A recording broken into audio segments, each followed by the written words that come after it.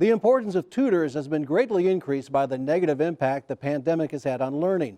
And even with their valuable help, test scores in Oklahoma confirm that our children have fallen behind as a result of repeated disruptions to a normal school year. Reporter Taylor Jackson joins us with more on that and what's being done to salute the contributions tutors are making to help our kids catch back up and reach their academic goals. Taylor? Rich, the National Tutoring Association dedicates the first week in October to recognize the work of passionate tutors who've been working overtime to get school children back on track. It's a huge task. As a result of virtual learning, tutors saw an increase in their online hours of 385% in the past year. Before the pandemic changed everything, the majority of students using TutorMe, an online-based tutoring program, were in college. Now elementary and high school students are utilizing it as well. And now, since most kids are remote learning in the public school system, we have gained a lot of traction and a lot of extra contracts with the elementary school. Angie Woodman McManus tutors students in writing and English as a second language. So I address 3 specific issues: speaking, writing, and listening. So it's basically whatever the student needs and what they feel comfortable with. So if they want to engage in speaking, I'm more like, let's make sure you can do this in real life application. So we do scenarios, we do games, we do anything that clicks with the student. During the pandemic, tutors and teachers learned to modify their traditional approach when in-person sessions were canceled. But Woodman McManus says online tutoring is not for everyone. For some students, online is very effective. Some, they need to be in the classroom, they need to meet with a tutor, they need to have that face-to-face interaction. So if you're a good tutor, you're going to ask about these qualities and what works best for the student. We tried online tutoring during the pandemic, and it was something that was okay, but we do feel like that is not as efficient here at our center.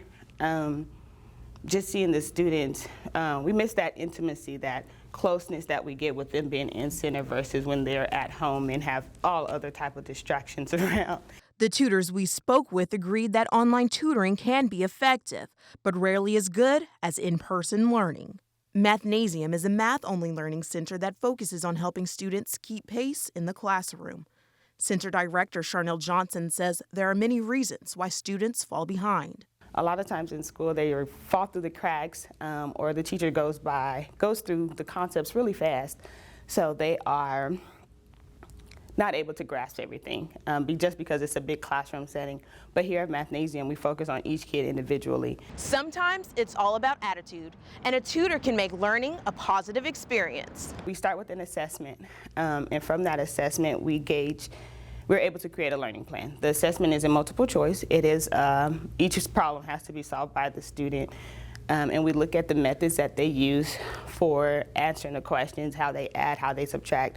We look for those things to give them their numerical fluency, their foundational things, so that they can stop using those fingers and things like that, because when numbers get too big, that's impossible. Higher education has also seen an increase in online tutoring since the beginning of the pandemic. UCO Bronco's Education and Learning Lab program, or BELL, uses both in-person and online learning to assist students. Well, everyone was trying to adjust to the having to be virtual. As far as what they were looking for, we did see more of an increase in things related to time management. Content-wise, our science and math majors started asking for more help. The program helps both undergraduate and graduate students through peer tutoring. We have what are called supplemental instructors. They are students who have taken a course before, and the teacher recommends them to the BELL, saying, hey, I think this person would be good for helping with my students, specifically for my class, leading group sessions. Laura Blackstone is the reading coordinator and peer tutor for the BELL program. So I was actually recommended by one of my English teachers to the BELL. So I started as an SI, and then the next semester they asked me to become a peer tutor as well. Blackstone finds ways to make studying fun for her peers. One of my students was struggling with U.S. history to 1877. She understood the material, but she couldn't retain it. So I showed her how to do, they're sometimes called concept maps, other times mind maps. And we just drew on a giant whiteboard and just had fun with it.